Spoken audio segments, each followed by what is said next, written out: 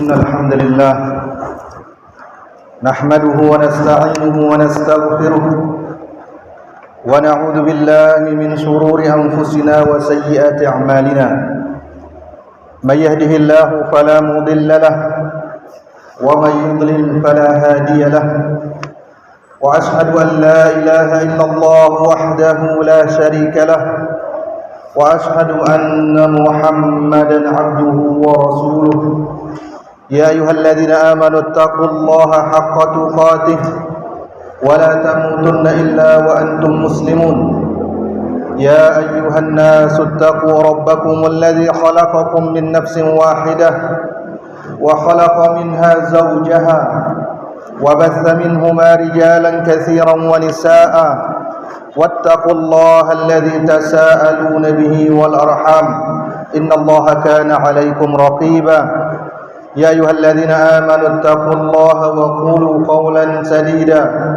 يصلح لكم أعمالكم ويغفر لكم ذنوبكم ومن يطع الله ورسوله فقد فاز فوزا عظيما أما بعد Ma'asyiral muslimin, sidang Jumat yang dirahmati Allah. Dalam hadis Abdullah bin Abbas radhiyallahu taala anhuma yang diriwayatkan oleh Al-Imam Al-Bukhari rahimahullah, Rasulullah sallallahu alaihi wasallam bersabda, "Abghadun nasi ila Allah thalathah."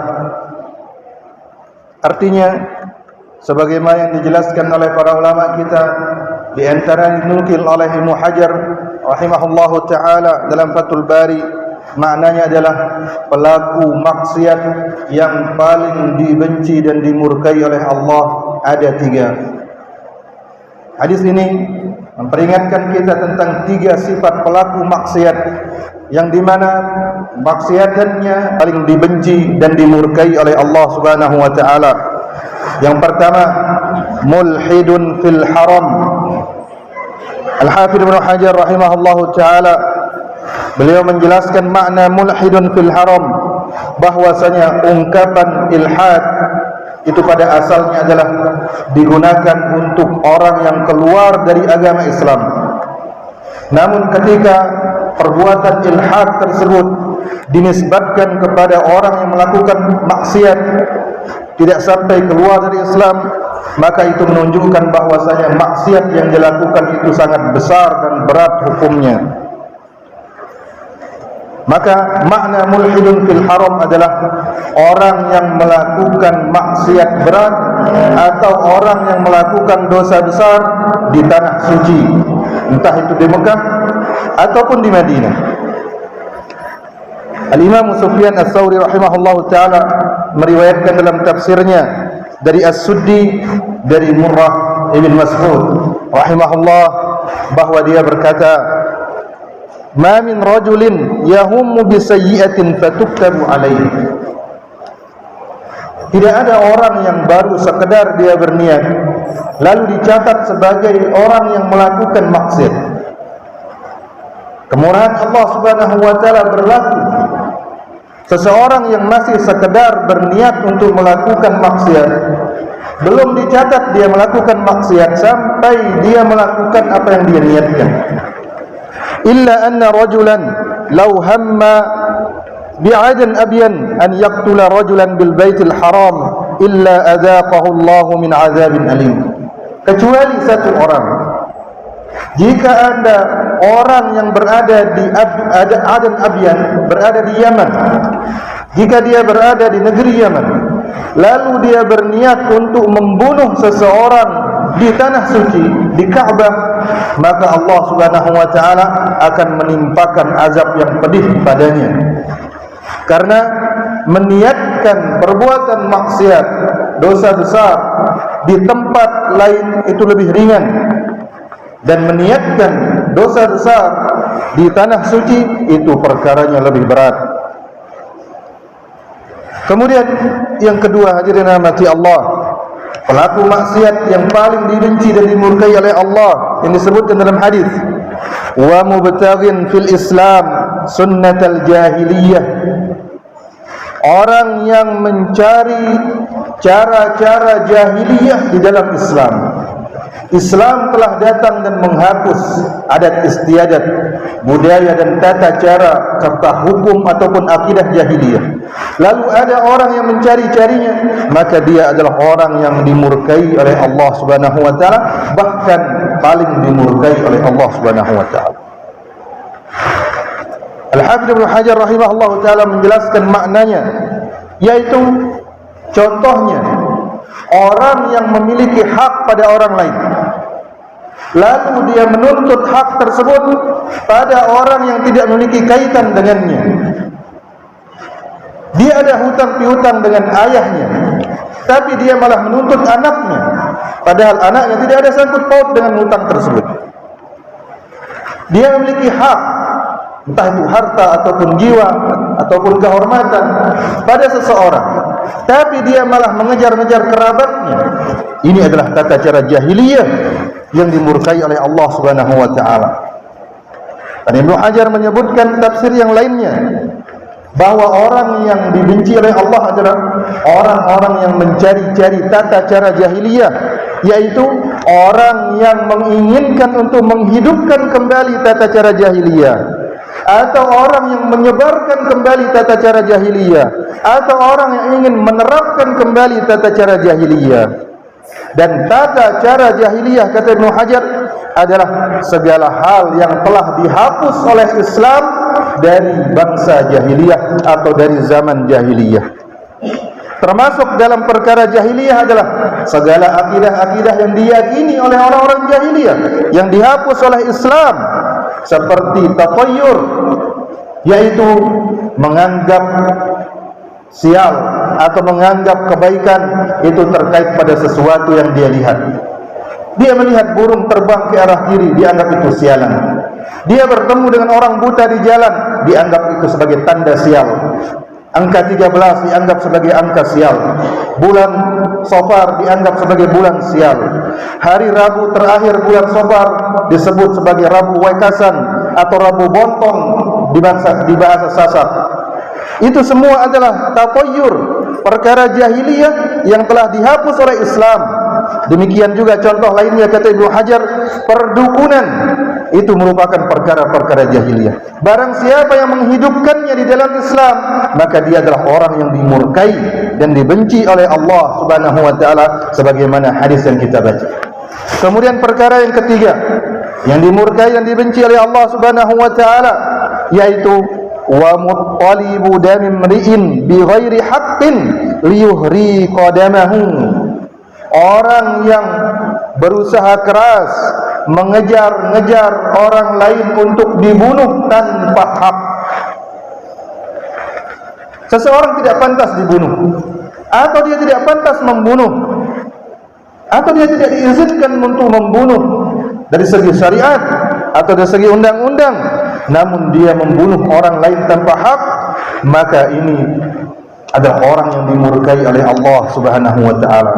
Hadis ini diriwayatkan oleh Imam Al-Bukhari dalam sahihnya dari Ibnu Abbas radhiyallahu taala anhuma. Aqulu qawli hadza wa astaghfirullah li wa lakum.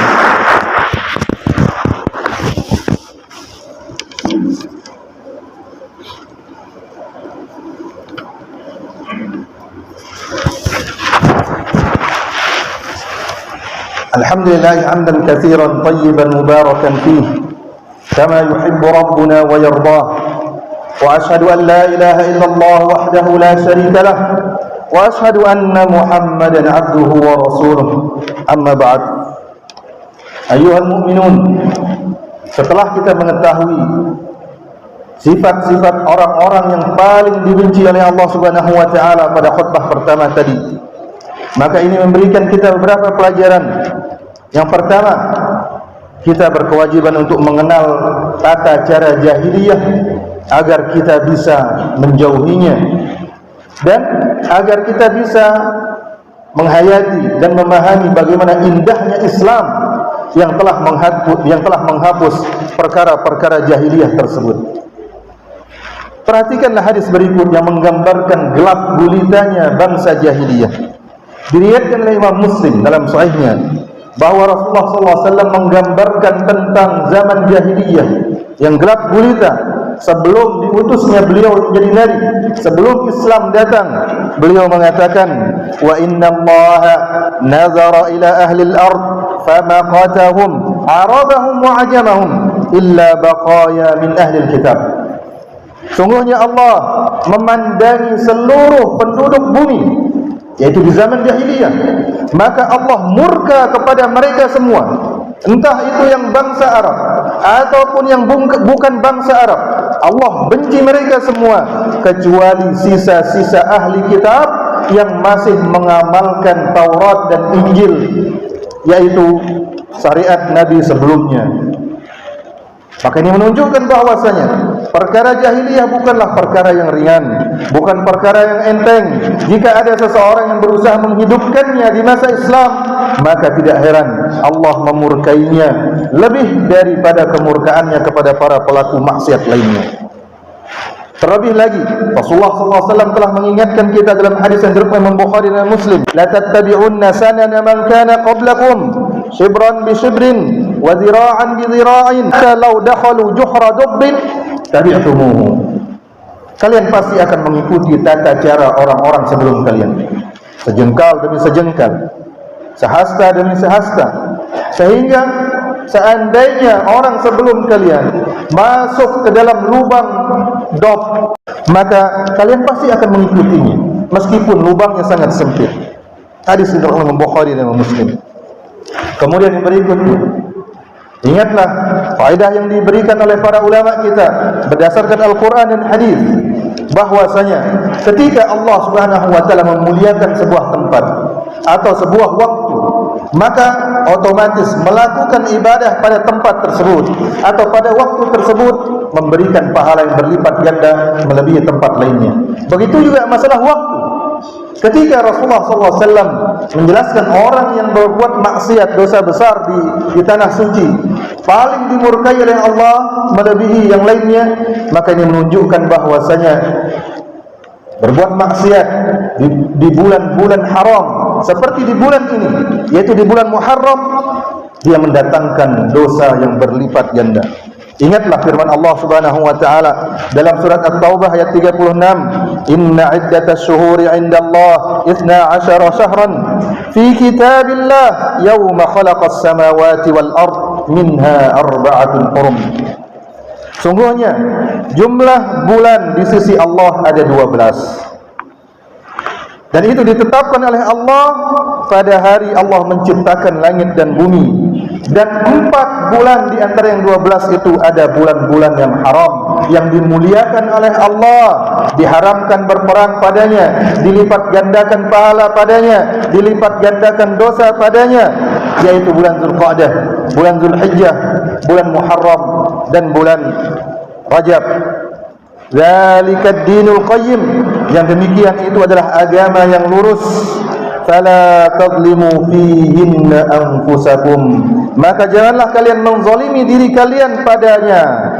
Ibnu Abbas radhiyallahu taala anhuma, sebagaimana dinukil oleh Ibnu Katsir dalam tafsirnya, maknanya adalah fi kullihinna, yaitu jangan berbuat maksiat di semua bulan tersebut, di 12 bulan tersebut. Summa ihtassa min dzalika 4 ashhur, kemudian Allah khususkan di antara 12 bulan tersebut 4 bulan, sebagaimana kita sebutkan tadi, Zulqa'dah, Zulhijjah, Muharram, dan Rajab. Faja'alahunna haraman wa 'azzama hurumatihinna, Allah jadikan dia sebagai bulan yang mulia, Allah agungkan kehormatan bulan-bulan tersebut. Wa ja'ala dzanba fihinna a'zam, Allah jadikan dosa di dalam bulan-bulan tersebut lebih besar dan berat. Wal 'amal as-salih wal ajr a'zam, dan Allah jadikan amal saleh dan pahala itu lebih besar di sisinya. Maka kita masih berada di salah satu bulan haram, yaitu di bulan Muharram. Kita masih berada di tanggal 18 bulan ini. Maka hadirin yang rahmati Allah, berhati-hatilah, jangan melakukan maksiat, kemudian berusahalah untuk melakukan amal soleh sebanyak-banyaknya, di antaranya puasa, karena Allah Subhanahu wa taala menjauhkan wajah orang yang berpuasa 1 hari di jalannya dari api neraka sejauh perjalanan 70 tahun. Bagaimana jika dia melakukan itu di bulan haram?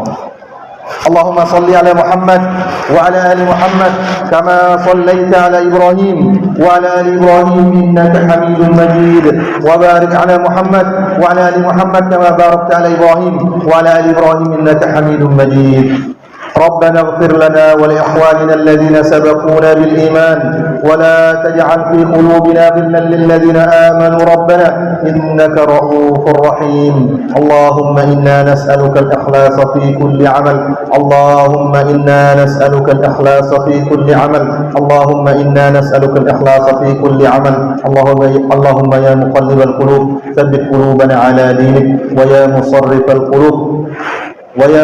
القلوب صرف قلوبنا على سنة نبيك صلى الله عليه وسلم اللهم آتنا في الدنيا حسنة وفي الآخرة حسنة وقنا عذاب النار وصلى الله على نبينا محمد وعلى آله وصحبه وسلم وآخر دعوانا أن الحمد لله رب العالمين.